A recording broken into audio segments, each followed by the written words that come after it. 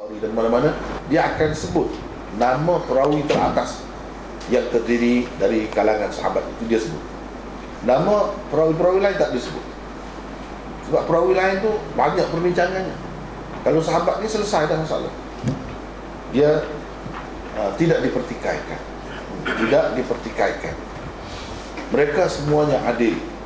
Jadi kita tak kata ini hadis ini boleh jadi dia reka ke atau macam mana, tak timbul soal itu. Sebab apa?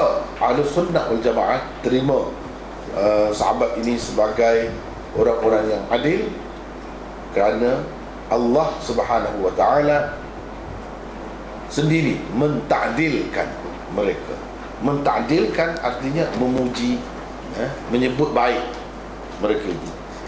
Jadi kita ni dalam menghadapi hadis, kita nak tahu hadis ini bagus ke tidak bagus, boleh pakai ke tidak boleh pakai, banyak daripadanya bergantung kepada perawi dia.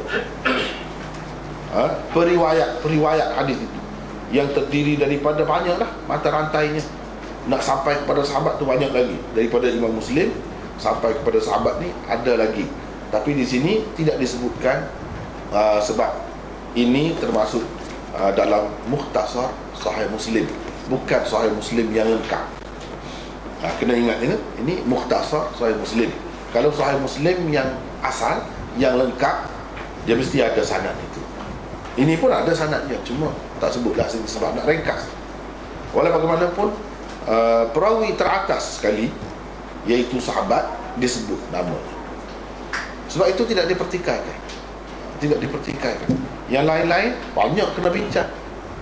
Perawi-perawi di bawah tu, dia ni macam mana, dia di peringkat awal elok ingatannya, kemudian di akhir hayatnya dia nyanyuk, ataupun fikiran dia mencelaru. Kita nak tahu daripada tarikh berapa, tahun berapa dia mula bercelaru fikirannya itu. Banyak perkara. Dia ni dulu asalnya orang baik, kemudian dia jadi ahli bid'ah pula. Misalnya, kemudian dia ni pada ketika dia terima hadis ini, belum lagi pada umur orang yang layak menerima hadis. Misalnya belum sampai kepada orang panggil sinnut tahammul, belum sampai ke situ lagi. Jadi hadisnya tak boleh diterima. Jadi banyak perkara kita kena selidik tentang perawi-perawi itu. Ada pun kalau sebut sahabat, ada semua tu tak timbul. Tak timbul lagi. Katakanlah dia masa kecil, dia terima hadis ni, dia semasa Rasulullah, dia bukan pada umur yang layak terima hadis, tapi dia terima hadis itu daripada sahabat yang lain. Tak jadi masalah, tak apa. Tapi kalau orang lain tak boleh. Orang lain, kalau dia terima pada masa Rasulullah tu dia kecil, dia terima daripada tabi'in. Tabi'in tu orang macam mana? Kita kena soal. Tapi kalau sahabat tak perlu soal. Ramai yang macam ni, macam Ibnu Abbas, banyak riwayatnya. Beribu riwayatnya. Tetapi yang dia sendiri dengar daripada Rasulullah sallallahu alaihi wasallam, terima daripada Rasulullah sallallahu alaihi wasallam, hanya beberapa saja. Mengikut setengah-setengah ulama, hanya 4 saja hadis. Yang lain dengan perantaraan sahabat lain. Tapi yang menjadi perantara di antara dia dengan Rasulullah itu sahabat juga. Tak timbul masalah, tak apa, boleh terima. Tapi kalau orang kemudian dia terima daripada bukan sahabat, nak kena tahu siapa dia. Jadi panjang cerita, sebab itu diringkaskan, tak disebut nama perawi-perawi yang lain selain daripada sahabat. Walaupun begitu, sahabat ni bukan semuanya yang terkenal sangat kan, macam ni. Kita jarang bertemu.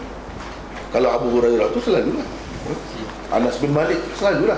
Tapi kalau ni perawi ni Sufyan bin Abdullah Al-Thaqafi, dia sahabat juga, tapi sahabat yang tidak begitu terkenal. Jadi eloklah rasanya kita berkenalan dengan beliau. Tengok nota 141. Beliau ialah Sufyan bin Abdullah. Kalau kita kan, saya tulis itu Abdullah, itu berdasarkan kita orang kita dah jadi bahasa Melayu kan, Sufyan bin Abdullah. Kalau Arab, Sufyan bin Abdullah. Jadi dia tak boleh kata bin Abdullah, salah macam tu kalau mengikut kaedah bahasa Arab. Rasanya saya rasa kalau di kalangan kita ni Abdullah kau kan ada nama bin Abdullah ada. Jangan. Jangan.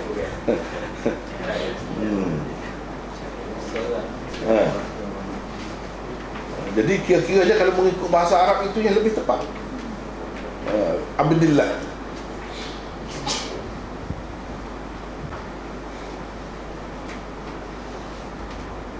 Yang lain-lain semuanya Abdullah. Jadi itu tak jadi masalah lah. Sudah jadi bahasa kita guna dalam bahasa kita itu, tak apalah. Bin Abdullah pun bin Abdullah kan, tak apa. Sufyan bin Abdullah bin Rabi'ah bin Al-Harith Al-Thaqafi. Kunyahnya ialah Abu Amr atau Abu Amrah. Kunyah dulu saya tulis Kunyah. Dulu kunyah. Mungkin orang baca begitu. Ini jadi baca lain pula. Sebab itu saya tukar kunyah. Kunyah. Yang bahasa Arab yang tepat kunyah.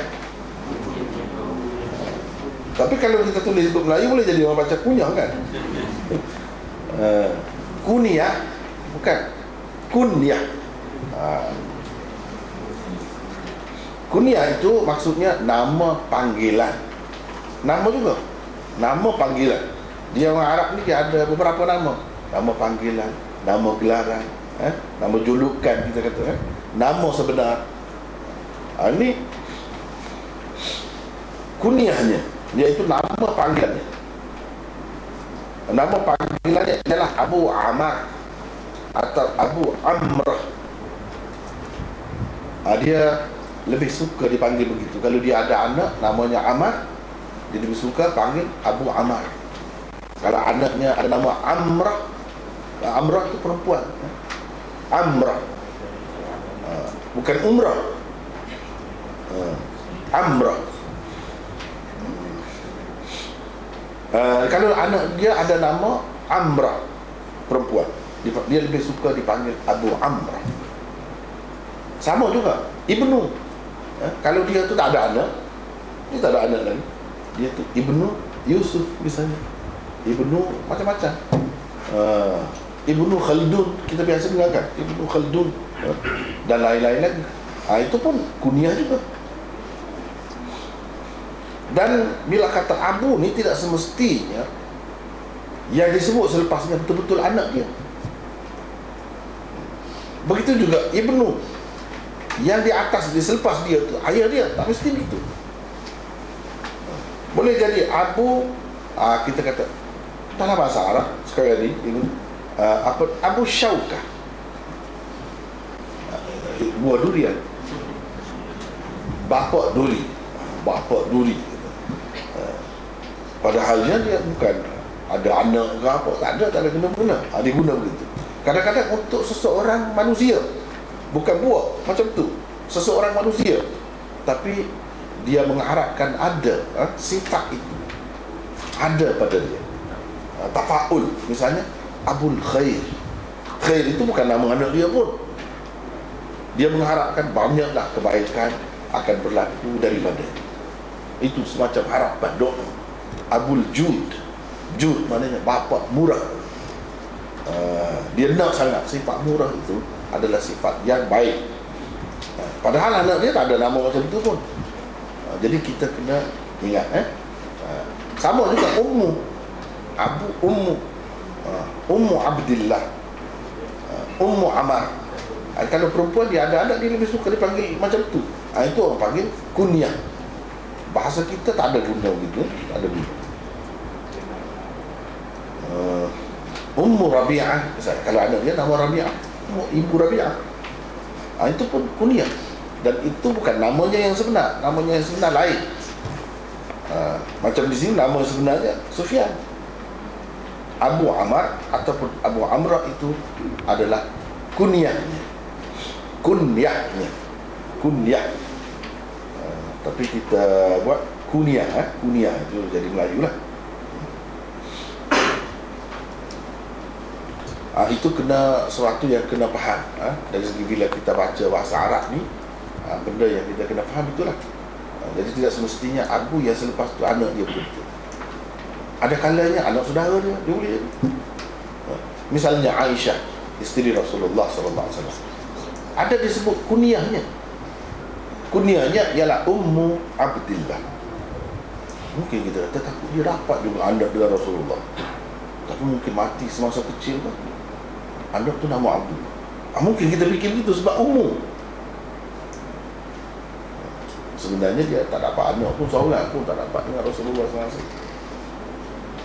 Tetapi oleh kerana Rasulullah SAW nampak sangat dia ni nak sangat anak, dan sangat penyayang sangat, jadi Rasulullah bagi dia guna nama anak saudara,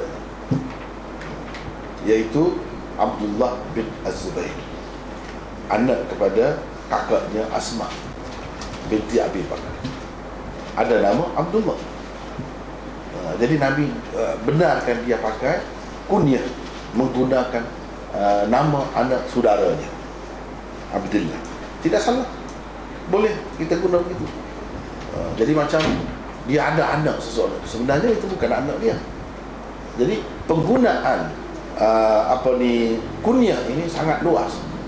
Jangan kita terus bila orang sebut Ummu Abdillah tu kita ingat ataupun kita faham Abdullah itu anak dia betul-betul. Tidak, tak mesti. Dan benda tu salah ke? Tidak salah. Sebab Rasulullah SAW ada benarkan Aisyah memakai kunyah Ummu Abdillah, menggunakan nama anak saudaranya. Itu kena ingat. Takut-takut kita kata Aisyah ni dapat anak juga dengan Rasulullah SAW, namanya Abdullah, mungkin meninggal dunia semasa kecil. Mungkin kita terlintas begitu. Tidak, dia tak dapat anak dengan Rasulullah SAW. Yang dapat anak dengan Rasulullah, isteri dia selain daripada Khadijah, ialah Maria. Itu dapat anak, tapi meninggal dunia semasa kecil. Anak tu namanya Ibrahim. Yang lain tak ada, tak dapat anak.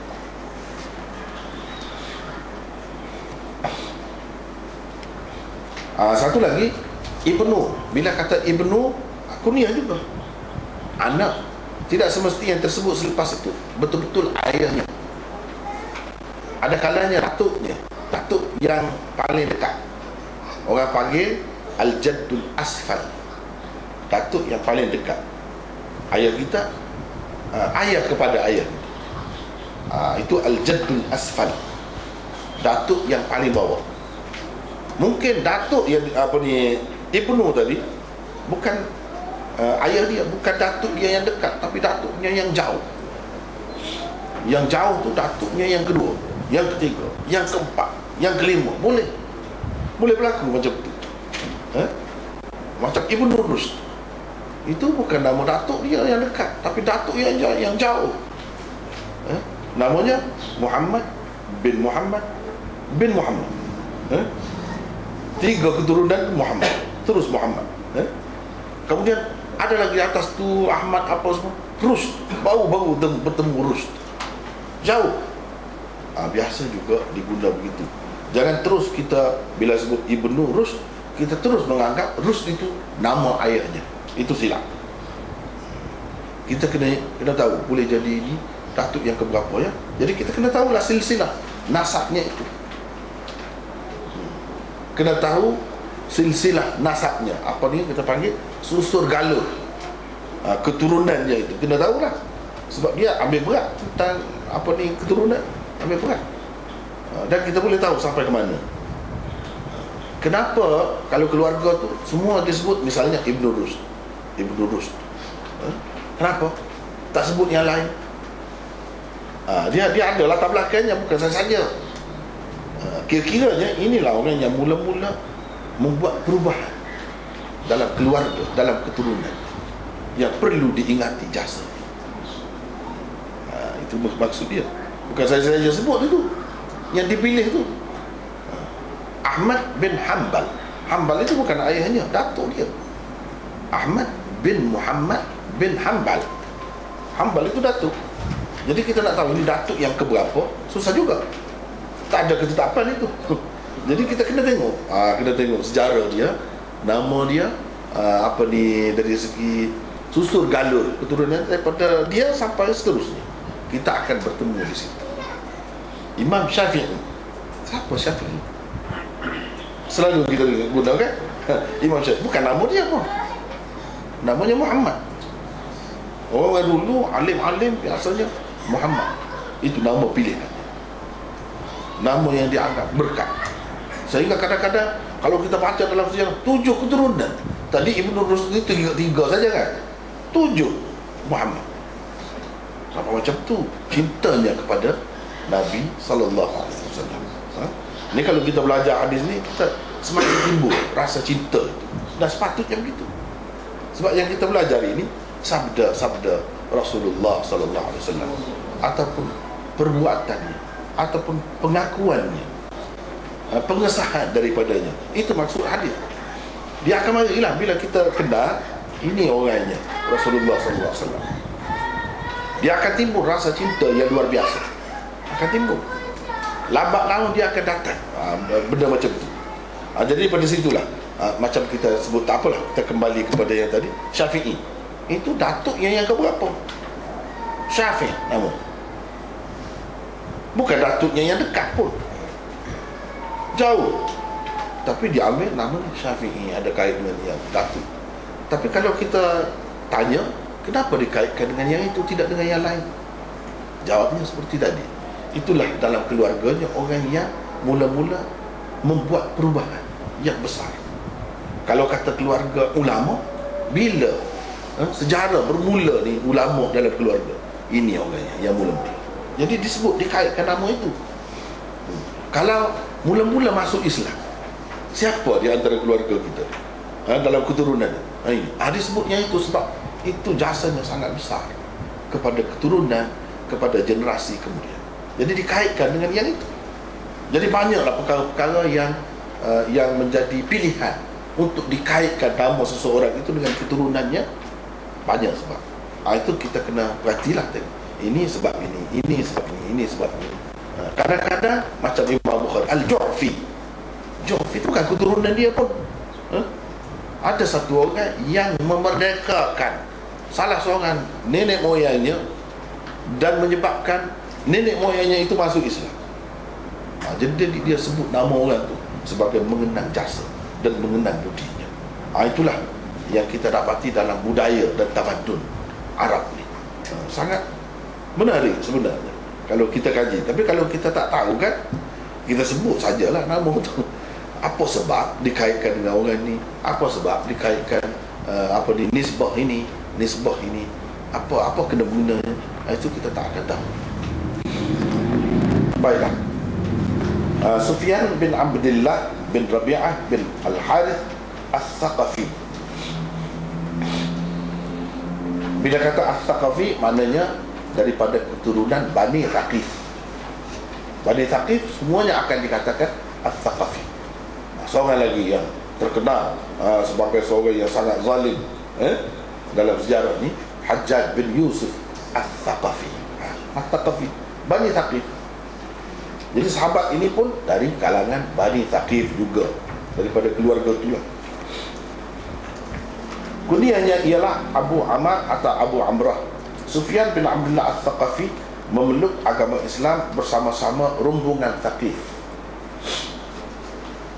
Rombongan Thaqif. Bila kata rombongan Thaqif, yakni wafdi Thaqif. Rombongan itu perkataan Arabnya wafdi. Kita akan terkenang kepada sejarah bila bermula rombongan-rombongan itu datang mengunjungi Rasulullah sallallahu alaihi wasallam. Orang panggil Amul Wufud. Tahun datangnya rombongan-rombongan daripada segala pelosok untuk menemui Nabi sallallahu alaihi wasallam. Amul Wufud atau tahun rombongan-rombongan datang itu ialah tahun yang ke-9 Hijrah. Itu kita tahu. Amul Fathi, tahun pembukaan Mekah. Tahun ke-8. Amul Fathi, tahun pembukaan Mekah. Maksudnya Mekah jatuh ke tangan Rasulullah sallallahu alaihi wasallam. Itu tahun yang ke-8. Amul Wufud, tahun rombongan-rombongan daripada pelbagai keluarga, kabilah dan bangsa pergi menemui Rasulullah sallallahu alaihi wasallam. Itu orang panggil Amul Wufud, tahun yang ke-9. Jadi dia ni pergi pada tahun itulah. Kena ingat itu. Kadang-kadang wufud ini dia banyak peringkat datangnya. Ada kalanya datang pada tahun yang ke-6 lagi, tahun yang ke-7. Kita nak pasti itu di tahun yang ke-berapa, agak susah juga. Kecuali kita tahulah perkembangan dari segi kedatangan rombongan-rombongan itu berapa kali kepada Rasulullah. Pada kali yang pertama mereka terdiri pada berapa orang, kali yang kedua berapa orang, pada tahun yang keberapa. Itu semua kepada orang-orang yang belajar hadis, dia kena tahu. Dia kena tahu. Baru kita nampak betul-betul, kita pejam mata tengok hadis ni, kita nampak gambaran tahun demi tahun apa yang berlaku. Apa yang berlaku. Kalau kita pejam mata, kita nampak suasana tu. Dia gambaran hadis tu begitu hidup. Jadi sehingga kita nampak tahun ke tahun itu apa yang berlaku. Bagaimana mereka pergi bertemu dengan Rasulullah SAW. Dia ada sejarahnya yang tersendiri. Para ulama ada menulis buku-buku khusus berkenaan dengan wufud ataupun delegasi, rombongan-rombongan yang datang menemui Rasulullah SAW.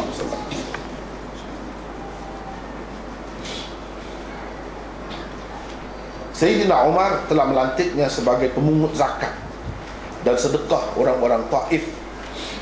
Setelah amil sebelumnya, Uthman bin Abil As ditukarkan ke Bahrain. Jadi Sayyidina Umar telah melantik dia jadi salah seorang pegawai dia. Kerjanya memungut zakat dan sedekah orang-orang Taif. Setelah amil, amil ni pemungut zakat yang pegawai yang samalah, telah melantik Uthman bin Abil As ditukarkan ke Bahrain. Bahrain itu sampai sekarang namanya Bahrain, negara Arab kan, Teluk tu, itu Bahrain sampai sekarang. Situ sudah sampai Islam pada masa Sayyidina Umar. Bahkan pada masa Rasulullah SAW lagi sudah sampai Islam di situ. Kata Ibnu Abdul Bar, beliau terbilang sebagai sahabat Nabi yang tinggal di Taif. Bukan duduk di Madinah atau di Mekah, tapi di Taif. Sempat mendengar hadis Nabi SAW dan meriwayatkannya. Mulla Ali Al-Qari berkata, hadisnya yang diriwayatkan di dalam kitab-kitab hadis ada 5 sahaja, tak banyak hadisnya. Dalam kitab-kitab hadis ini ada 5 sahaja. Sebab itu kita jarang dengar nama dia, tak bertemu. Ini salah satu tempat yang kita bertemu. Abu Umar At-Taifi, dia sebut At-Taifi, orang Taif. Orang Taif.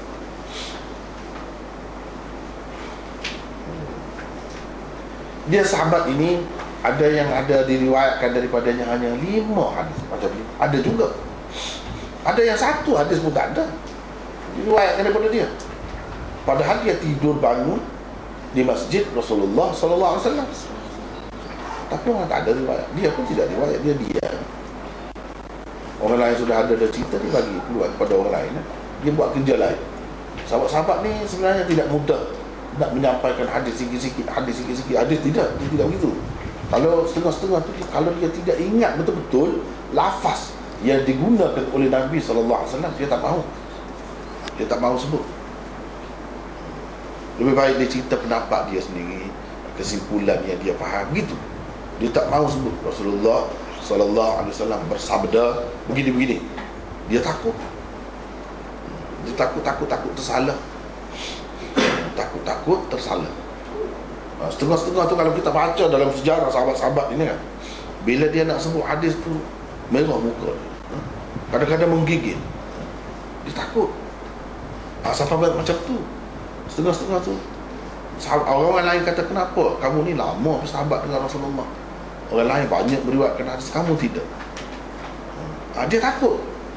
Dia kata betul lama, tapi saya takut tersalah. Sebab lafaz yang disebut oleh Rasulullah SAW itu sendiri ada keistimewaan, ada keberkatannya. Dengan tukar itu jadi macam lain. Dia takut termasuk dalam sabda Nabi, berdusta atas namanya. Itu ya, dia takut. Jadi lebih baik dia buat benda lain lah. Dari segi benda lain, pergi buat kebajikan, benda-benda lain dia buat. Tapi nak riwayatkan hadis itu dalam keadaan sudah ada orang-orang yang lebih kuat ingatannya, lebih lama bersama Rasulullah, lebih rapat dengan Rasulullah, dia kira cukuplah mereka. Cukuplah mereka. Itu sikap sahabat yang sangat terpuji. Sangat terpuji.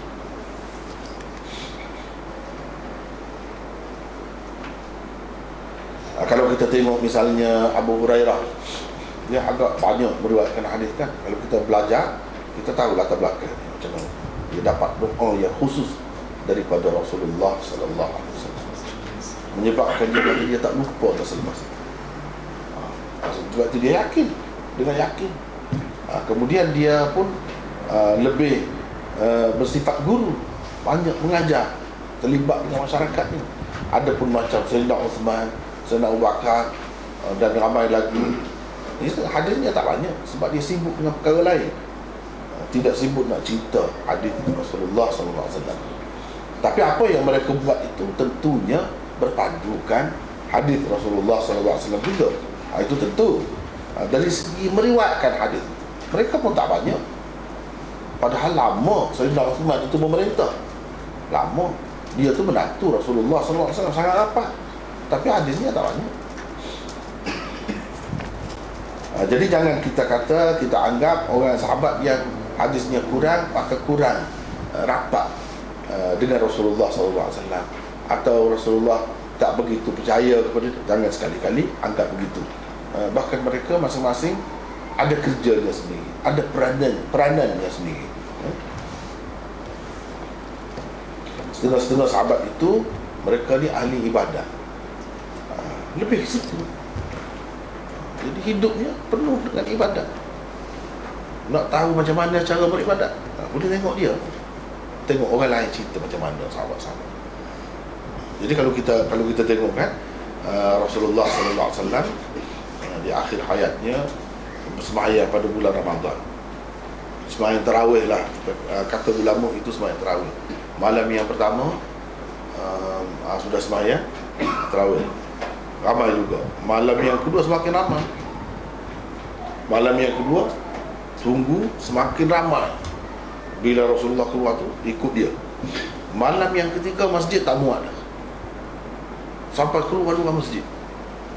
Sahabat-sahabat ni dia minat, bukan makin lama macam kita makin kurang dah, tapi makin ramai dia, makin kuat minat dia. Jadi yang ramai-ramai tu siapa? Ada di antaranya hadis mereka tak sampai satu pun kepada kita. Yang mereka buat apa? Ikut Rasulullah sallallahu alaihi wasallam. Ikut Rasulullah buat apa? Dia buat. Yang ramai-ramai tadi tu siapa? Yang ramai-ramai, namanya kadang-kadang tak ada pun. Cuma kalau kita nak tahu nama ni sahabat, dia ada pula kitab khusus berkenaan dengan biografi sahabat. Banyaklah kitabnya. Kalau nak yang ringkas, nama saja, nama dan bin saja, ada juga. Ada yang dengan cerita-ceritanya, apa-apanya, maklumat tentang dia, macam-macam. Kalau Usdul Ghabah itu 5 jilid. Kalau Tajrid Asma' Sahabah 1 jilid. Disebut nama saja. Jadi antara ramai sekali antara sahabat itu tak ada satu pun hadis. Cuma kita tahu nama dia ada. Ada sahabat tak ada hadis, tapi dalam Quran dia sentiasa ada. Nama dia tu ada. Begitulah. Kita nak tahu tentang sahabat ini, begitulah cara. Macam ni kita boleh tengok dalam biografi sahabat tentang Sufyan bin Abdullah, ataupun dalam syarah-syarah hadis, seperti dengan Mullah Ali Al-Qari sebut dalam, kalau Mullah Ali Al-Qari kitab hadis dia Mirqat lah. Itu yang masyhur. Baiklah, Dia kata, meriwayatkan, pernah aku berkata kepada Rasulullah sallallahu alaihi wasallam. Jadi yang dalam kurungan yang saya buat itu sebenarnya tidak ada dalam lafaz hadisnya, tak ada. Itu sebab kita buat dalam kurungan. Tetapi kira-kiranya itulah mafhumnya. Takkan terus dia kata wahai Rasulullah begitu. Wahai Rasulullah tu nak cerita latar belakangnya. Jadi pernah aku berkata kepada Rasulullah sallallahu alaihi wasallam, wahai Rasulullah. Sebab ini kan riwayat dia yang cerita. Wahai Rasulullah. Saya selalu tulis begitu. Mungkin orang yang tidak biasa dia kata kenapa Rasulullah pula. Kadang-kadang Rasulullah. Macam tadi sebelum tu Rasulullah sallallahu alaihi wasallam. Ini wahai Rasulullah. Dia pasal kalau bahasa Arab ni kan dia ada tu perubahan tu. Di sini kena Rasulah, di sini kena Rasulu, di sini kena Rasuli. Dia tak sama. Sebab ini dia seru. Bila seru beginilah lafaz dia. Takut-takut saya buat begini, takut-takut orang kata dia sebut wahai Rasulullah. Bukan dia sebut begitu. Dia sebut wahai Rasulullah. Sebab ini sahabat, dia ahli bahasa Arab, dia bercakap bahasa Arab ni tepat. Lafaznya Rasulullah, bukan Rasulullah. Saya takut orang kata dia sebut Rasulullah. Sebab itu saya buat Rasulullah. Ini yang sebenarnya yang dia sebut. Kalau wahai Rasulullah, itu bukan orang Arab tu. Itu bukan orang Arab. Kalau orang Arab di zaman, ataupun mungkin orang Arab sekarang lah, yang bahasa dia tu sudah rosak dah. Tak kira lah. Itu tak kira, tidak menjadi hujat. Kalau kata sahabat, dia mesti guna macam ni. Sebab mengikut kaedah nahwu bahasa Arab, kalau ada wahai begitu, seru gitu. Ini idhafat ini, dia kena Rasulah. Tak boleh Rasul, tak boleh Rasuli. Salah. Kalau tidak dalam keadaan begitu, lain. Boleh kita buat Rasulullah kan, boleh. Tapi di sini lafaz yang dia sebut macam mana? Tentu wahai Rasulullah. Cuba tengok dalam teks asal itu. Cuba tengok dalam teks asal yang bahasa Arab itu, qultu ya Rasulullah. Itu yang dia kata, bukan ya Rasulullah. Kalau ya Rasulullah salah. Tak boleh pergi, dia mesti salah. Tak kira kalau orang Arab pun hari ini kata wahai Rasulullah, salah tu. Sebab dia ada kaedah bahasa Arab ni, dia kemas. Dia bahasa yang cukup kukuh. Boleh kita katakan setiap huruf dia tu ada kaedah. Bukan setiap patah, bukan setiap ayat. Boleh kita sebut ini apa, ini apa, ini apa. Mesti dia ada soalan dan ada jawapannya. Inilah satu bahasa yang paling cukup, lengkap kaedahnya. Sehingga setiap perkataan, setiap huruf bahkan, kenapa ini?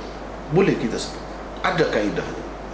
Sebab itulah Allah SWT pilih bahasa Arab itu sebagai bahasa Al-Quran. Baru kita nampak. Kalau kita tak nampak sebenarnya, tak nampak kenapa begini, dan boleh disebut, ini kenapa begini, boleh disebut. Kalau orang yang belajar mendalami bahasa Arab, dia akan nampak benda ni.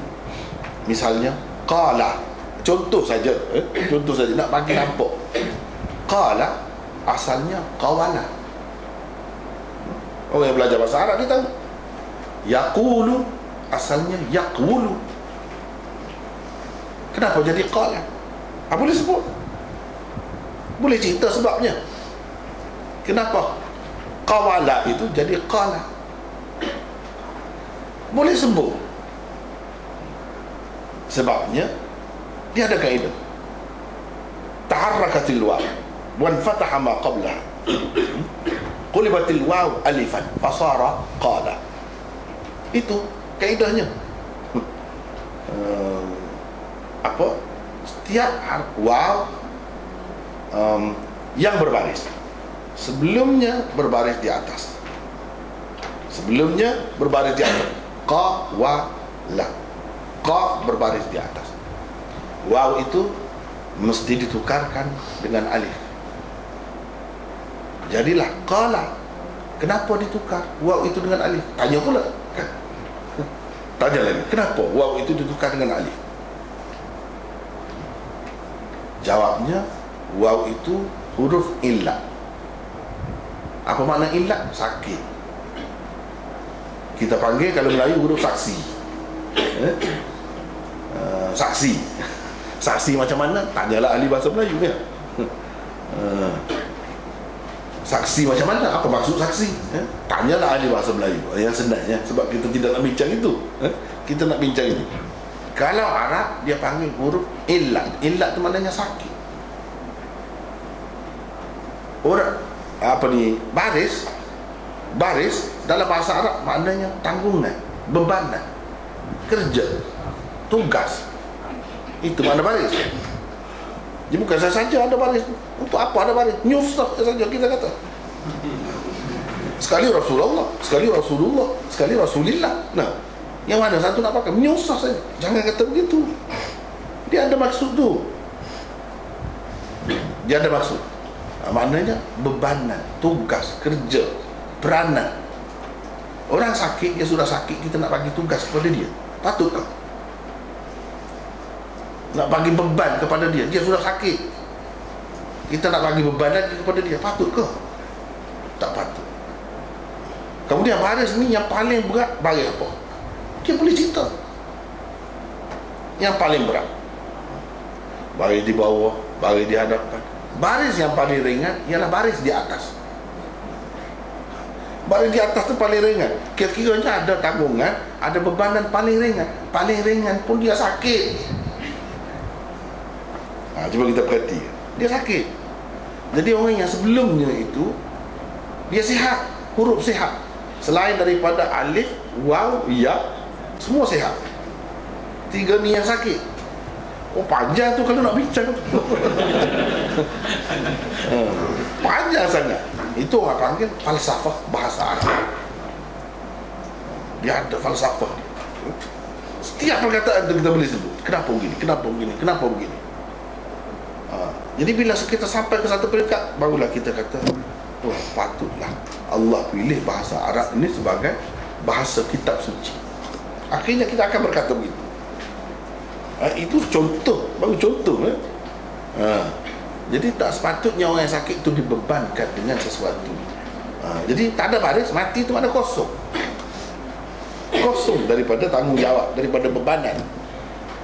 Ini menunjukkan dalam bahasa itu sendiri mengajar kita beradab, berlaku adil di antara sesama kita manusia ni dalam kehidupan. Dia ke situ pergi.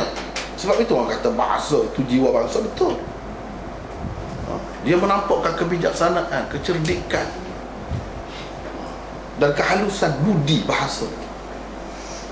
Budi ahli bahasa itu, bangsa itu. Memang betul. Benda-benda macam ni lah. Tapi kita pergi jauh dah tadi. Cerita apa ya? Bukan nak cerita bahasa ni, nak cerita ini ya Rasulullah itu. Kenapa ya Rasulullah, tidak ya Rasulullah? Sebab dia memang sebut begitu. Sufyan ni kata begitu, ya Rasulullah. Kalau saya buat ya Rasulullah, tak betul, tak sama dengan yang dia kata. Terpaksa lah kita kena kata ya Rasulullah. Walaupun di kalangan kita ni akan bertanya, kenapa pula Rasulullah? Tak dia Rasulullah. Jawabnya, itu kena belajar bahasa Arab lah. Kena belajar bahasa Arab. Sebab dia dalam keadaan idhafah, mudhaf di situ. Munada mudhaf, dia mesti begitu hukumnya. Mansub. Itu kaedah.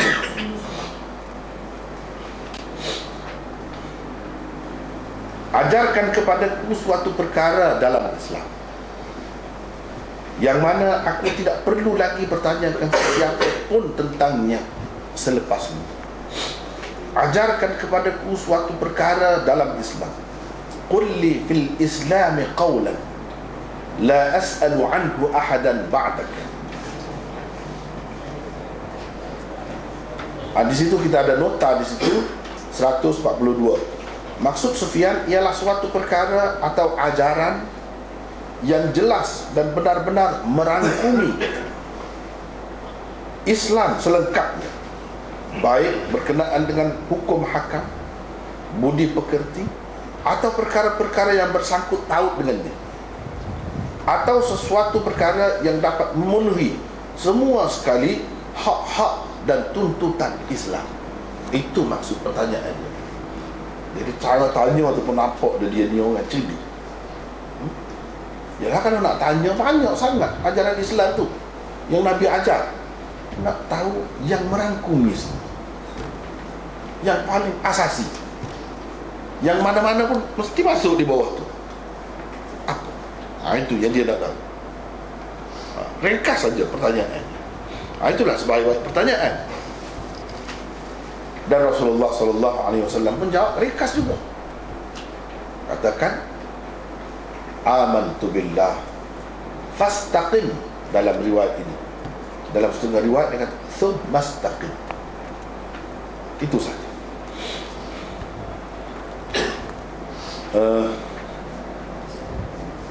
Nota seterusnya 143, yakni selepas engkau memberitahunya atau mengajarkannya kepadaku, atau ia berarti sepeninggalanmu. Maknanya bila kau cerita itu, aku pegang yang itu saja, tak perlu tanya orang lain dah. Sebab cukup jelas kepada aku. Sebab kamulah yang pembawa ajaran itu, ajaran Islam tu. Tak ada orang lain yang lebih tahu tentang Islam. Bila saya dengar yang tu, saya tak perlu tanya orang lain. Atau selepas engkau meninggal dunia, saya tak perlu tanya sesiapa. Apa? Itu yang dia tanya.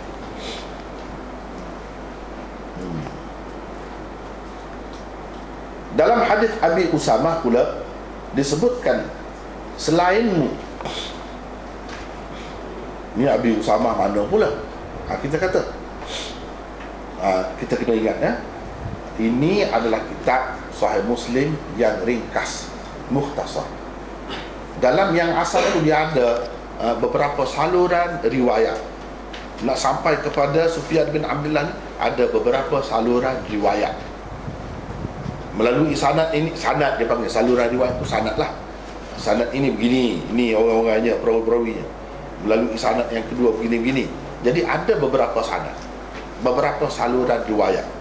Berdasarkan saluran riwayat Abi Usamah atau Abu Usamah, bolehlah itu kan, dia di tempat ba'daka itu, ini dalam yang asal itu ba'daka, di tempat perkataan itu disebutkan perkataan ghairaka.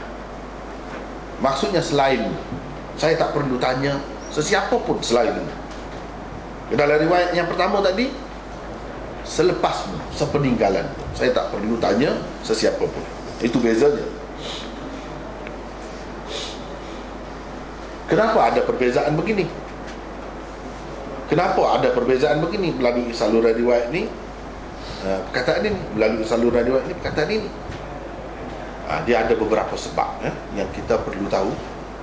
Yang pertama, kita andaikan Sufyan bin Abdullah ini atau perawi-perawi di bawahnya sebelum daripada Abi Usamah dan lain-lain ada menggunakan perkataan ba'daka, ada juga yang menggunakan perkataan ghairaka. Ada dua.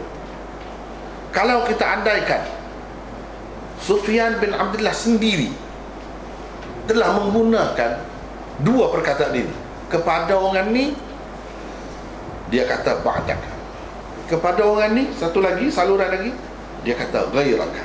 Jadi yang di bawah-bawah dia tu pun menukilkan ghairaka, sama seperti saluran yang kedua. Kenapa berlaku begitu? Jawabnya kerana riwayat bil makna. Inilah orang panggil riwayat bil makna, riwayat berdasarkan mafhumnya. Ba'daka selepasmu, ghairaka selainmu, lebih kurang.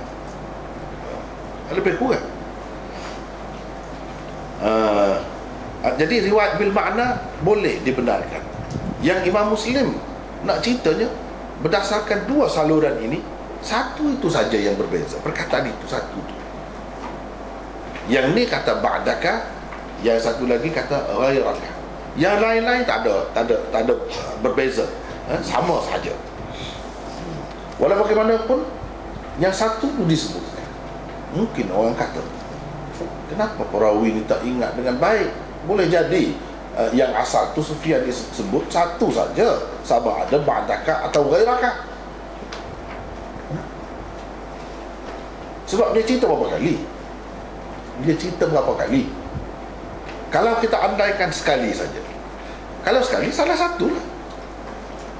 Nak jadi dua macam mana? Sekali saja disebut.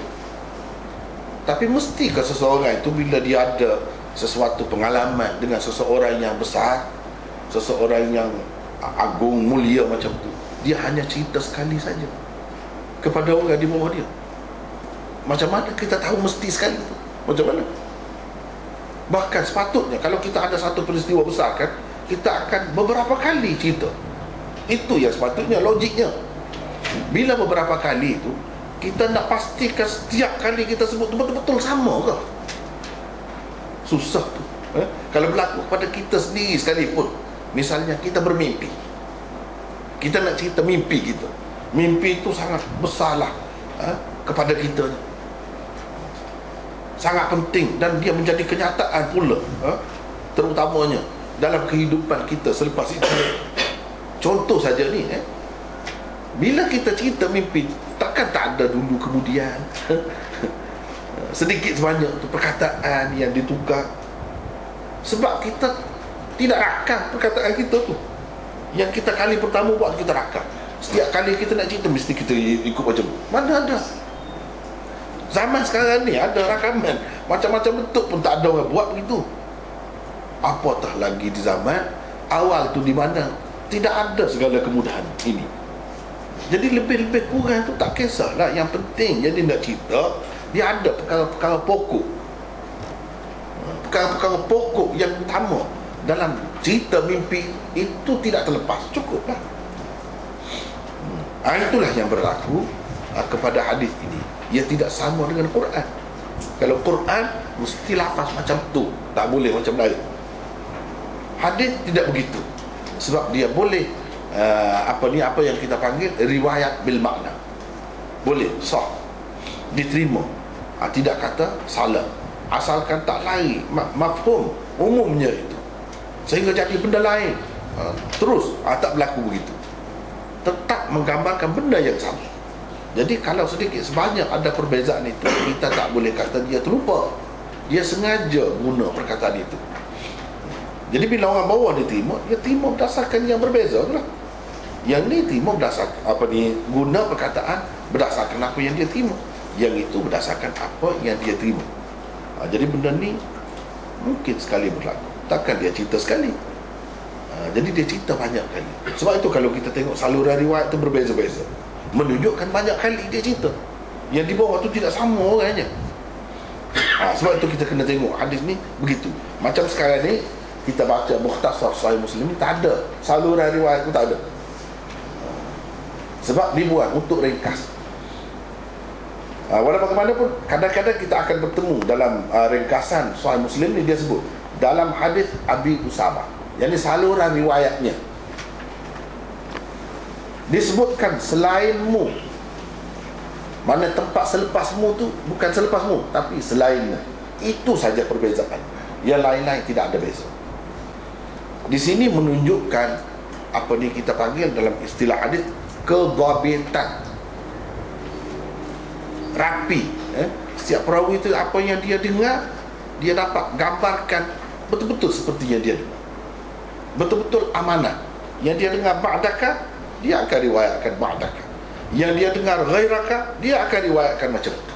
Jujur mereka ini. Dia tidak kata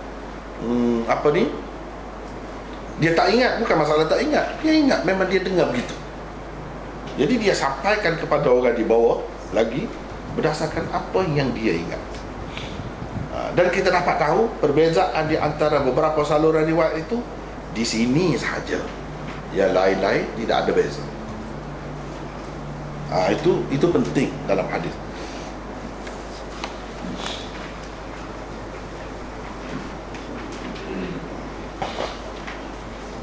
Baiklah. Jawab baginda, katakanlah, aku beriman kepada Allah, kemudian berpegang teguhlah dengan ajarannya. Katakanlah, aku beriman kepada Allah. Jadi kena kata ke? Maksud hadis ni kena kata amantu billah. Kena kata begitu ke? Atau apa maksud katakanlah itu? Jadi dalam bahasa Arab ni kita tak boleh fikir macam bahasa kita. Kalau susah kita nak terjemah. Zahirnya kul, mana katakanlah. Tapi semestinya bila kata kul itu nak suruh kita kata. Jadi setiap orang ni sudah kata kan macam ni?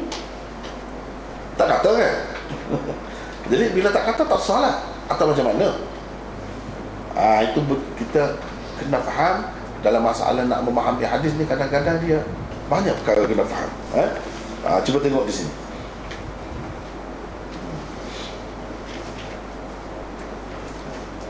Katakanlah, ada nota di situ 145, untuk memperbaharui imanmu dengan hati dan juga lidah. Kalau kata, kalau tak kata, pada hakikatnya bila kita beriman, kita ni jadi Muslim, keturunan kita lagi sudah Muslim, kita terimalah. Maksudnya terimalah. Katakanlah itu maksud terimalah. Jadi terimalah itu tidak semesti dikata.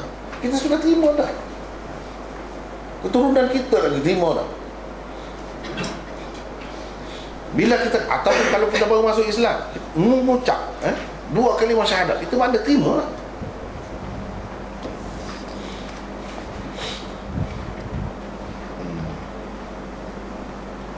Jadi aku beriman kepada Allah, maksudnya ialah aku mempercayai keesaan Tuhan yang Maha Esa dan segala apa yang dibawa oleh Nabi Muhammad sallallahu alaihi wasallam.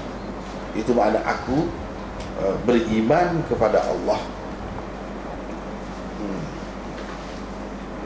Kenapa dia tidak sebut dan beriman kepada Rasulnya? Yang pentingnya dalam Islam ni, bila-bila masa pun, daripada zaman Adam lagi, beriman kepada Allah. Itu yang asas. Kalau asasnya dalam rukun dalam syahadat itu 2 kalimah syahadat, 2 yang asalnya, yang paling asas, yang mana? Iaitu yang pertama, asyhadu an la ilaha illallah. Itu yang paling asas. Muhammadur Rasulullah terikat dengan zaman tertentu. Zaman kita, ia Muhammadur Rasulullah. Tapi kepada orang yang hidup di zaman Nabi Musa, Musa Rasulullah. Dia bertukar-tukar tu. Tapi asyhadu an la ilaha illallah itu tetap ada daripada zaman Adam lagi. Sebab itu dia sebut aku beriman kepada Allah. Ini yang mesti.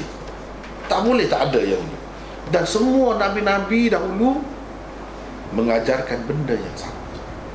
Allah saja maksudnya sebagai Tuhan, begini sifatnya itu kena terima. Kena terima. Dan kenapa tidak sebut Muhammad Rasulullah? Sebab itu dia boleh bertukar-tukar, boleh berubah-ubah. Walau bagaimanapun, semua nabi-nabi ni tak kira Musa ke, Isa ke, atau siapa pun, dia tetap mengajarkan iman kepada Allah yang esa, yang maha kuasa, yang tidak ada sekutu baginya. Itu sudah tentu.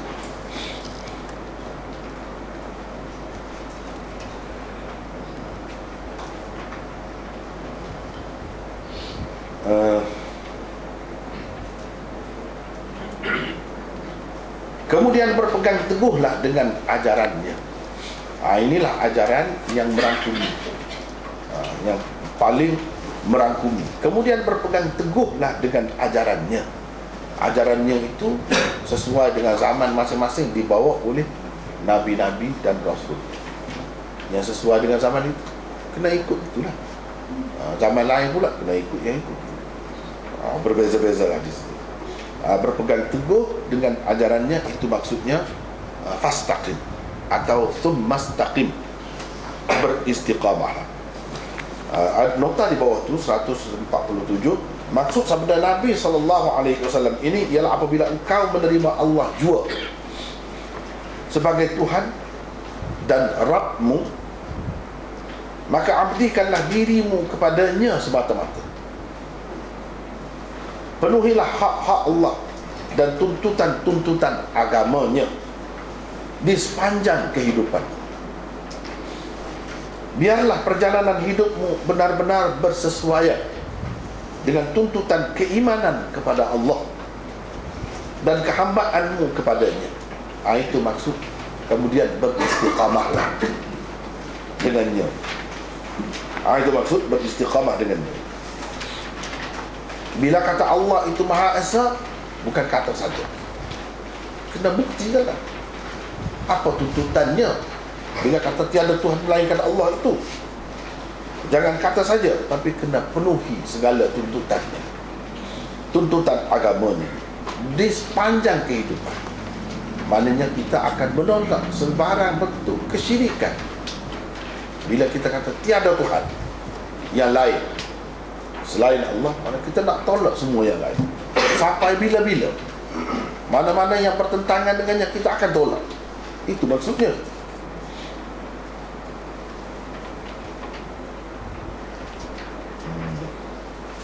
Baiklah, hadis ini merupakan salah satu jawami'ul kalim.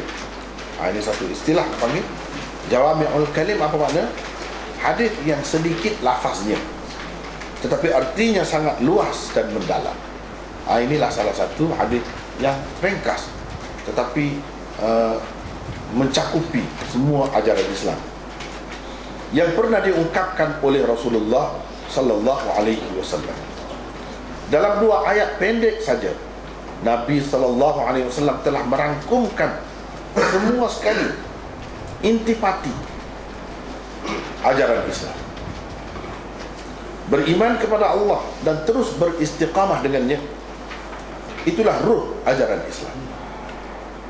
Perbincangan tentang percaya kepada Allah telah pun berlalu di bawah hadis nomor 1 yang lalu, yang juga dikenali dengan hadis Jibril. Hadis Jibril. Jadi hadis ni ada namanya kan. Hadis Jibril yang tanya apa itu iman, apa itu Islam. Itu namanya hadis Jibril. Sebab Jibril datang berupa manusia nak mengajarkan agama kepada manusia. Rukun Islam, rukun iman apa? Jibril yang datang. Istiqamah pula berarti tetap teguh pendirian di atas as-siratal mustaqim. Ihdinas siratal mustaqim, jalan yang lurus, jalan yang betul. Tunjuklah kepada kami jalan yang betul. Jadi istiqamah atas jalan yang betul itulah. Ataupun maksud as-siratal mustaqim itu agama Islam. Tunjukkanlah kepadaku agama Islam. Itulah jalan yang betul, yang dibentangkan oleh Allah di dalam kitab sucinya Al-Quran dan dikemukakan oleh Rasulullah sallallahu alaihi wasallam di dalam sunnah-sunnahnya.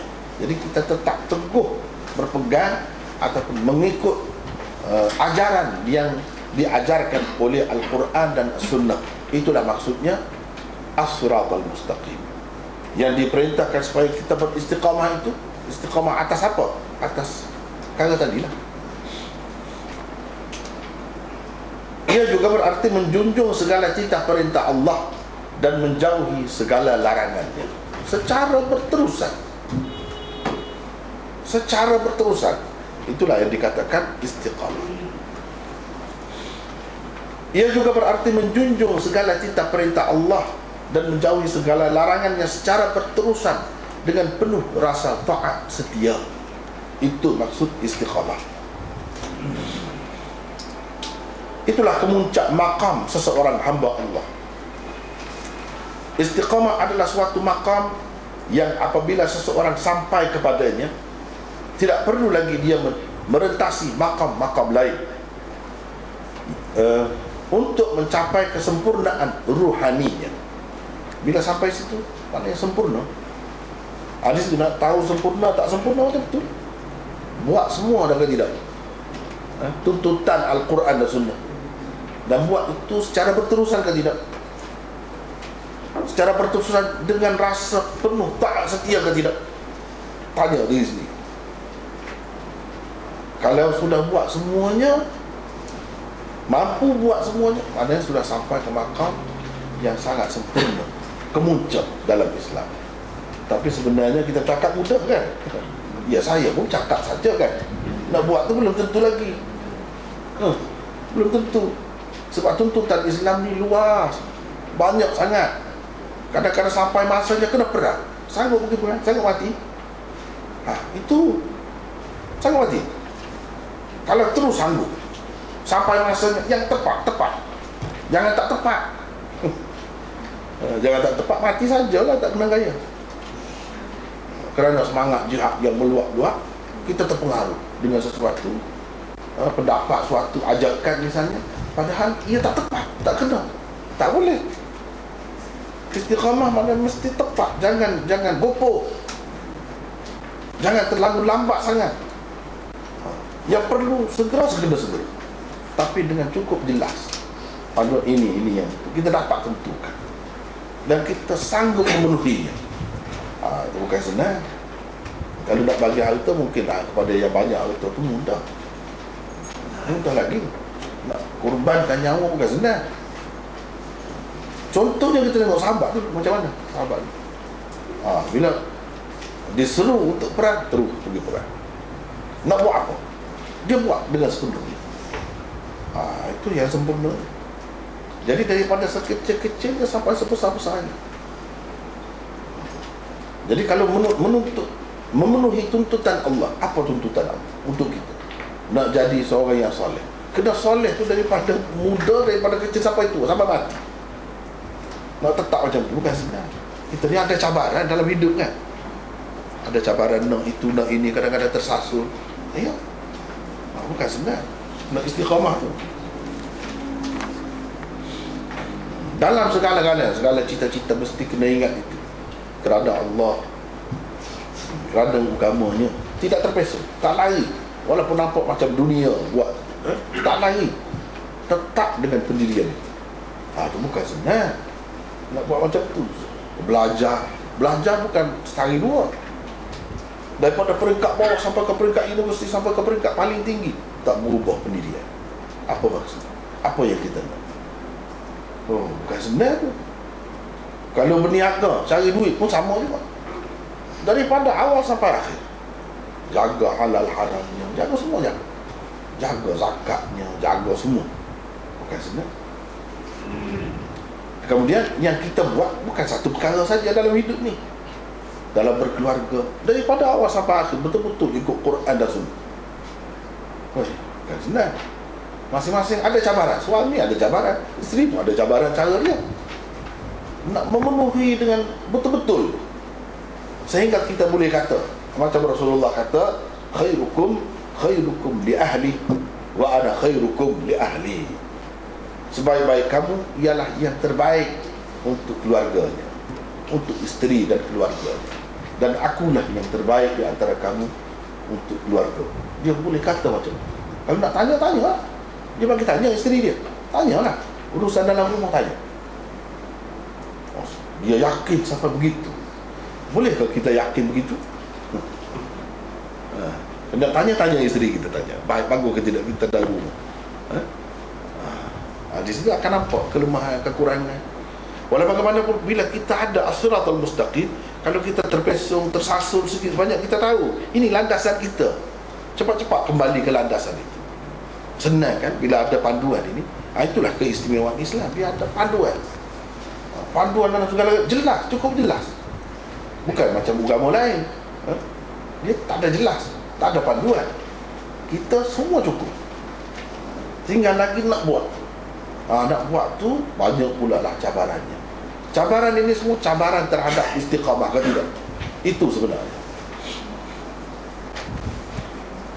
Kerana itulah di dalam Al-Quran Allah beberapa kali mengaitkan kejayaan dan kebahagiaan manusia dengan beriman kepada Allah dan kemudian beristiqamah dengannya. Sebagai contoh, Perhatikan saja firman Allah di bawah ini. Innal ladzina qalu rabbuna Allah thumma istaqamu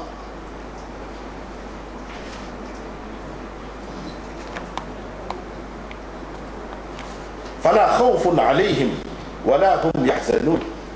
Bermaksud sesungguhnya orang-orang yang menegaskan keyakinannya dengan berkata Tuhan kami ialah Allah, kemudian mereka beristiqamah. Sekarang ni bahasa kita pun guna istiqamah juga kan, sebab kita tak dapat nak cari satu perkataan yang lebih tepat ataupun sama, saling tak tumpah dengan istiqamah, tak dapat jadi kita guna perkataan itu juga. Tetap teguh di atas jalan yang betul dengan pengakuan iman dan tauhidnya itu, maka tidak ada kebimbangan, yakni dari sesuatu yang tidak baik terhadap mereka, dan mereka pula tidak akan berduka cita. Jadi itu di sini dalam ayat ini juga sebut Rabbuna Allah. Amantu billah dalam hadis tadi sama.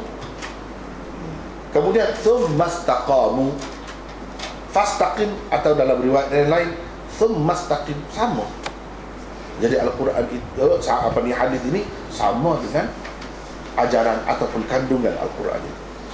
Hadis-hadis yang maknanya menepati makna Al-Quran seperti ini, menurut sesetengah ulama hadis, termasuk di bawah kaedah dan konsep mengembalikan as-sunnah kepada Al-Quran, dipanggil irja'us sunnah ilal kitab. Perbuatan mengembalikan sunnah kepada Quran ini mula-mula sekali dibuat oleh Rasulullah sallallahu alaihi wasallam sendiri. Oleh itu, bila kita bertemu satu hadis, kita kena tengok hadis ini sesuai ke tidak dengan Quran. Kalau Quran, ayat mana? Jangan kita mudah-mudah nak takwil kan ayat Quran itu, nak pusing ayat Quran supaya sesuai dengan hadis. Jangan. Itu tak tepat. Yang tepatnya kena sesuaikan hadis itu dengan Quran, biar dia betul-betul masuk tepat dengan Quran. Atau kesesuaian sunnah dengan kitab Allah, dipanggil muwafaqatus sunnah lil kitab. Inilah bendanya, macam inilah contohnya.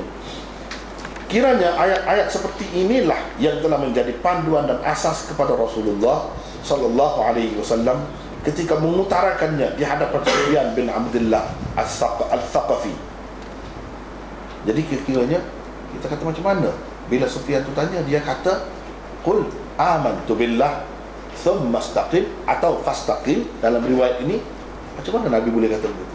Kiranya panduan dia, rujukannya Quran. Jadi Rasulullah merujuk pada Quran. Mana ayatnya? Inilah ayat yang kita baca tadi.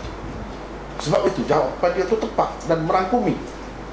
Sebab jawapan tu sama dengan jawapan yang diberikan oleh Allah Subhanahu wa taala sendiri.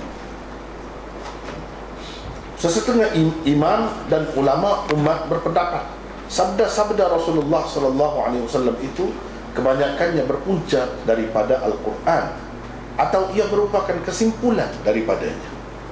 Dia tak lain. Kita boleh kaitkan mana-mana hadis itu dengan Quran. Dia tak lain. Ini bahkan salah satu tanda hadis yang sebenar dan hadis sahih. Hadis sahih itu banyak tingkatan. Hadis sahih yang tinggi kedudukannya antaranya ialah yang menepati kandungannya, isi kandungannya dengan Al-Quran.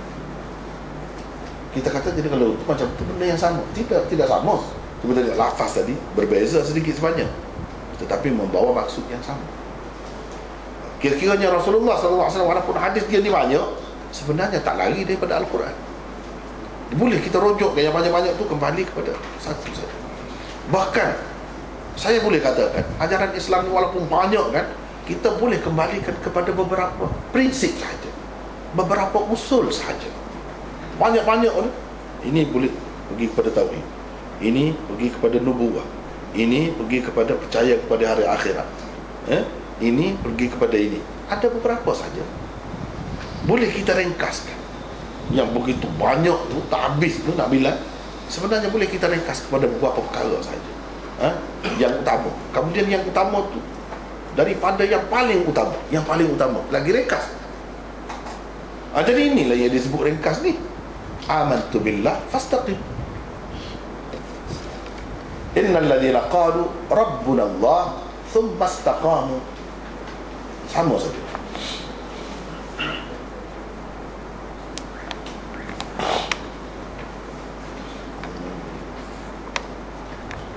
Ini berarti sabda-sabda baginda sallallahu alaihi wasallam dapat dicari punca atau rujukannya di dalam Al-Quran. Antara tokoh salaf yang dinukilkan berpendapat demikian ialah Sa'id bin Jubair dan Al-Imam Asy-Syafi'i radhiyallahu anhu. Dari kalangan ulama mutaakhirin pula Syah Waliullah adalah salah seorang tokoh yang berpendapat begitu. Hadis-hadis ni walaupun banyak, kita boleh kembalikan kepada Al-Quran.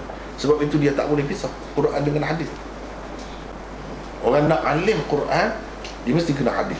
Alim juga, baru sempurna. Kalau alim hadis, dia kena tahu juga Quran itu. Tak boleh suku-suku, asing-asing, tak boleh. Dia kena lagi seseorang itu dapat mengaitkan hadis dengan Quran, maknanya lagi dalam ilmu. Yang ni masuk di bawah ayat mana? Ayat ini. Kedua-duanya bawa sebuah prinsip mana? Kita kena tahu semua. Masuk bawah prinsip mana? Misalnya hadis ini masuk di bawah ayat ini. Kedua-duanya, ayat ini dan hadis tadi, masuk di bawah akidah tauhid. Rabbunallah, amantu billah, itu tauhid.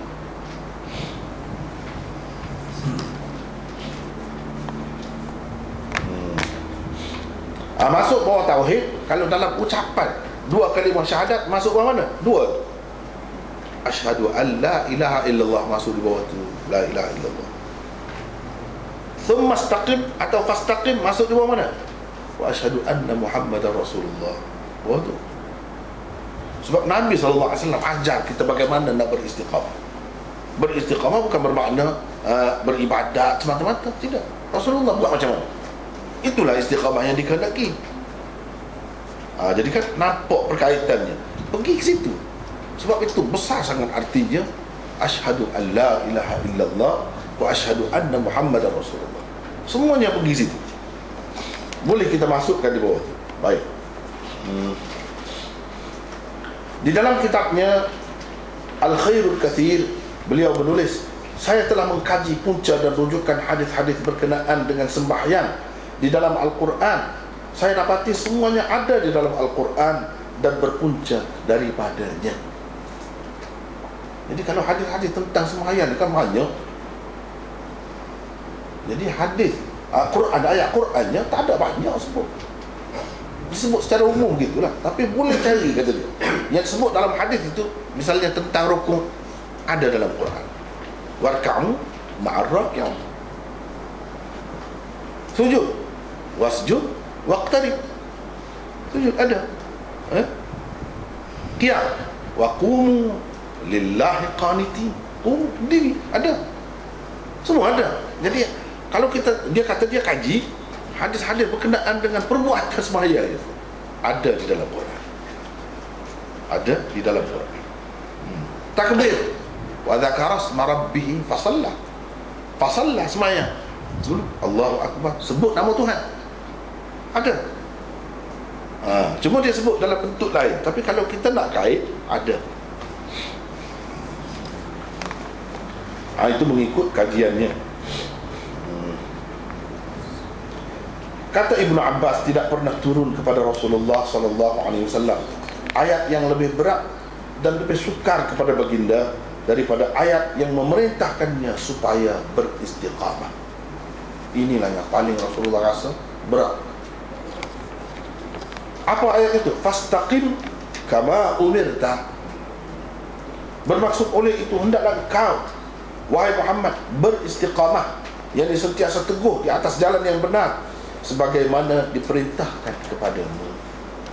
Istiqamah sebagaimana diperintahkan kepadamu. Kamu diperintahkan buat macam mana, kamu buat macam tu.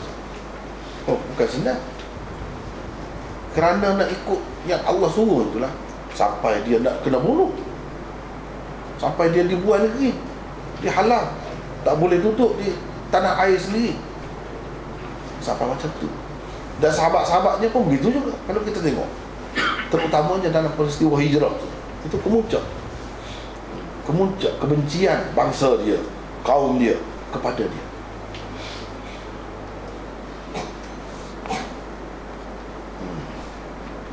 Itulah juga sebabnya kenapa baginda bersabda, syayyabatni Hudun wa akhawatuha. Bermaksud surah Hud dan surah-surah lain seumpamanya telah membuatkan daku beruban. Ini surah ni, bila baca surah ni jadi beruban aku gitu. Nabi SAW dia tidak berubah. Tapi adalah beberapa lain sahabat-sahabat kata tak lebih daripada belah-belah, tak sampai 20 uban dia. Semua, seluruh kepala dia. Jadi yang sedikit tu pun uban tu. Ini benda. Kenapa? Dalam surah tu lah ada ni perintah istiqamah ni. Istiqamah ni berat. Nak memenuhi tuntutan istiqamah itu sangat berat. Kalau Rasulullah SAW sendiri berasa berat, kita lagi lah. Jadi kita, Allah SWT tak bagi sekaligus. Kita cubalah tingkatkan diri kita, baiki diri kita lama-lama. Jadilah. Walaupun di peringkat awal tu tak dapat, sukar, kena tu ikut cara dia, akan sampai juga ke situ. Lambat banget.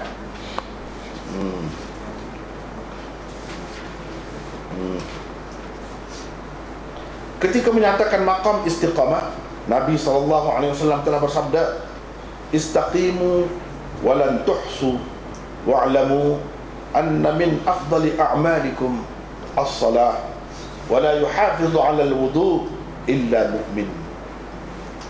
Bermaksud cubalah beristiqamah. Sebab dia tahu ini susah, berat, sukar, sesuatu yang sukar. Cubalah beristiqamah. Yani dengan melakukan ketaatan secara tetap dan berterusan sedapat mungkin. Itu maksudnya istaqimu walan tuhsu. Meskipun kamu tidak akan mampu melakukannya dengan sempurna, walaupun tak dapat buat sekaligus dengan sempurna, cubalah. Sebab benda ni sangat baik, sangat istimewa, akan membawa kita sampai ke satu makam yang paling sempurna. Ketahuilah, sesungguhnya antara amalan kamu yang paling utama ialah sembahyang, dan tidak dapat menjaga wuduk dengan sebaik mungkin kecuali orang mukmin, yakni yang sempurna imannya. Jadi yang Nabi SAW sebut ni kan telah difaham oleh sahabat Nabi yang biasa, asalnya hamba, Bilal. Lalu dalam hadis disebutkan Bilal ni, Nabi SAW dapati yang masuk syurga dahulu, dia ke depan daripada Rasulullah SAW. Lalu Rasulullah tanya, kenapa begitu, dia dapat keistimewaan begitu? Dan dalam syurga pula rumahnya, istananya begitu hebat. Kenapa? Apa yang kamu buat? Tentu sekali yang Bilal buat tu yang dia ajar juga kan. Jadi Bilal kata, saya tak ada buat lain kecuali sentiasa dalam keadaan berwudu. Itu amalan Bilal. Bila saya berwudu, saya bersembahyang. Itulah daripada sunat wudu. Itu amalan dia berterusan, tak ada lain yang lain, sama seperti orang lain juga. Nabi SAW kata, itulah. Ini ada kaitan dengan hadis ini, sembahyang dan jaga wudu. Ini salah satu cara permulaan yang semua orang boleh buat. Kalau dia nak buat, boleh buat. Dan daripada sini dia boleh bertolak jauh perginya untuk dapat maqam istiqamah.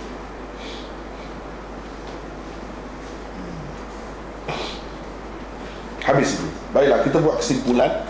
Antara kesimpulan yang dapat dipetik daripada hadis ini ialah, satu, agama Islam itu perlu dipelajari seelok-eloknya. Seelok-beloknya dipelajari, seelok-beloknya. Yang kedua, bertanya ialah salah satu cara untuk mendapat ilmu. Tengok sahabat tanya Nabi SAW. Yang ketiga adalah lebih baik mencari seorang yang betul-betul boleh menjawab sesuatu persoalan yang hendak dikemukakan. Dia boleh tanya sahabat lain, boleh, yang lebih lama, lebih tua daripada dia, yang lebih dahulu masuk Islam daripada dia, boleh tanya.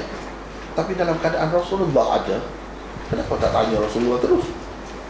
Tengok cara dia tu, kebijaksanaan dia tu, kita patut belajar daripada dia. Bila ada orang yang lebih, jangan tinggalkan, utamakan dia dulu, tanya dia dulu.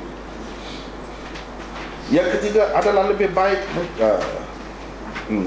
Yang keempat, tidak salah meminta jenis jawapan yang tertentu daripada seseorang yang ditanya.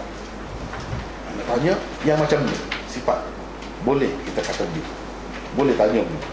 Secara khusus, secara spesifik, kita kata kita boleh tanya. Tidak kata pertanyaan ini mesti macam ni saja, tidak. Secara khusus pun boleh, tak perlu secara umum, secara khusus pun boleh. Yang kelima, keharusan meminta sebuah jawapan yang muktamad. Minta yang muktamad, yang mana selepas kamu saya tak perlu tanya orang lain. Berhubung dengan perkara itulah, banyak lagi perkara lain yang perlu tanya kan, berhubung dengan benda tu. Jadi boleh kita tanya. Jadi kadang-kadang kita tanya pendapat ini, pendapat orang ni khilaf. Nak tanya yang muktamad, yang lebih kuat, yang mana? Boleh. Kita nak tanya yang itu.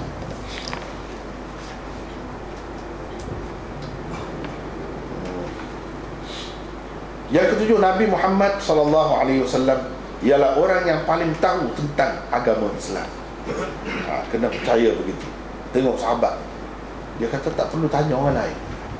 Ini nombor satu lah kira dia.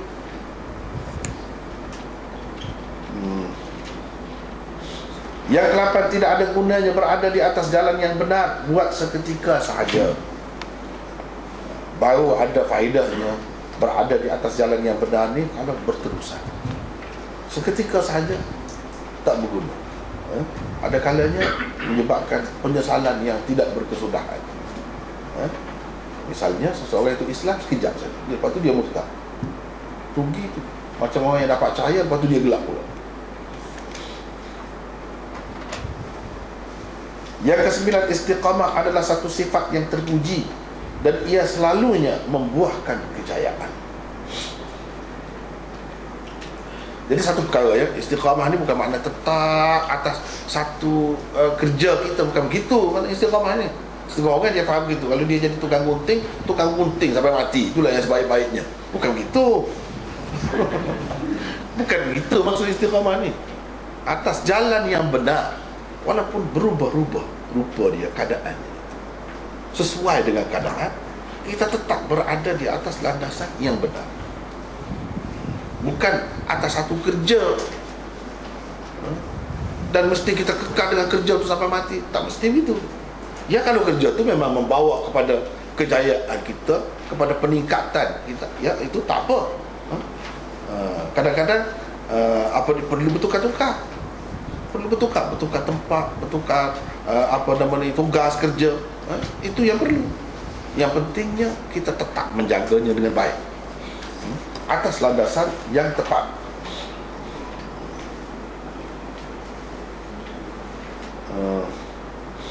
Yang ke-10, seseorang itu perlulah memastikan dia melakukan perkara yang betul sebelum dia berpegang teguh dan tetap dengannya. Kena pasti dulu nak pegang teguh tu benda ni memang tepat ke, atau betul ke atau tidak. Kena pasti dulu. Kadang-kadang orang tu dia pegang dengan sesuatu yang tidak tepat, dia pegang teguh sampai mati. Tapi itu bukan istiqamah. Istiqamah ni kena tepat dulu. Bagi kita nak tahu macam mana yang tepat, tengok Quran dan Sunnah. Rasulullah buat macam mana, itulah yang terbaik, itulah yang tepat. Ikut macam tu sampai ke hujung kehidupan kita. Itu maksud istiqamah. Kalau istiqamah tetap dengan satu pendirian yang tak tepat, itu bukan istiqamah, salah tu. Ada juga orang istiqamah begini, contoh saya nak sebut saja ya. Istiqamah daripada dulu lagi, daripada muda lagi, semenjak balik puasa 3 bulan betul-betul, Rajab, Syaban, Ramadan, tak pernah miss. Misalnya kalau dia buat begitu, dia kekal tu, kekal dengan amalan tu, dan amalan tu pun zahirnya nampak bagus. Sebab puasa ni kan memang dianjurkan, dia ada pintu khusus untuk orang-orang yang suka berpuasa tu, memang ada keistimewaannya. Tetapi cara dia buat macam tu tak tepat, tidak mengikut sunnah. Jadi beristiqamah atas perbuatan tadi tidak tepat. Kena mengikut sunnah. Rasulullah SAW tak pernah ajar supaya puasa seterusnya sepanjang 3 bulan, tak pernah ajar. Ini kena faham. Ramai orang kita tak faham. Dia buat itu tak tepat. Memang dia buat secara berterusan, tapi atas perkara yang tak tepat. Jadi itu tak boleh.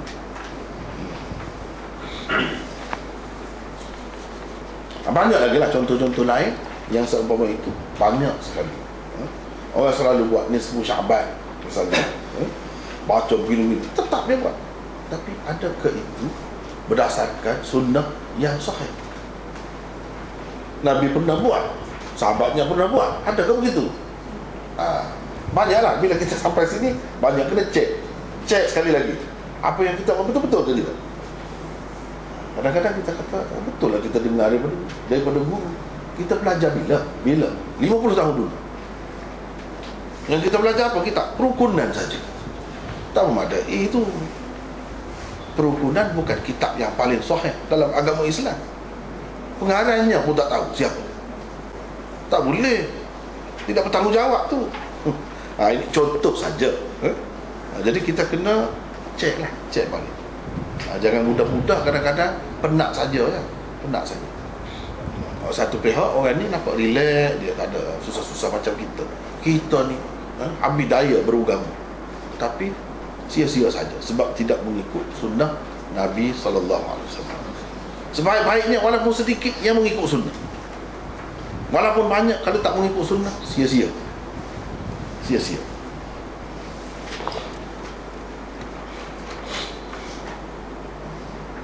Yang ke-11, berpegang teguh dengan kebenaran akan membuahkan kejayaan. Manakala berpegang teguh dengan kebatilan pula, sudah pastinya akan membawa kegagalan. Jadi itulah antara kesimpulan yang dapat kita buat daripada hadis yang ke-13 ini. Dan tadi kita bacakan lagi seterusnya, hadis ke-32 dan seterusnya tu tak sempat lagi kita habiskan hari ini. Hanya setakat itulah dulu untuk pagi ini. Wallahu a'lam.